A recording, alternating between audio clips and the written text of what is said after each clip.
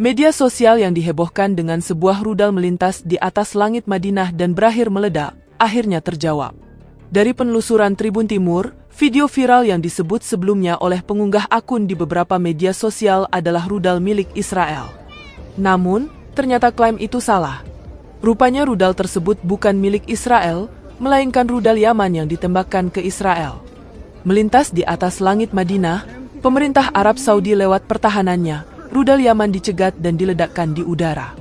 Klaim ini dikuatkan dengan beberapa sumber media, salah satunya Habar Online, media online berbasis di Iran. Meski demikian, hingga kini, pemerintah Arab Saudi belum memberikan keterangan resmi. Sebelumnya, kemarin Israel sendiri mengaku mencegat sebuah rudal yang ditembakkan dari Yaman.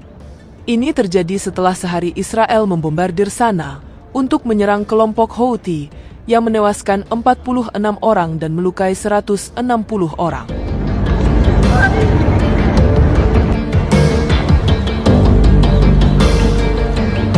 Kejadian di kota Madinah, dengar suara ledakan, dan ini yang terlihat, entah ini apa, semoga semuanya aman.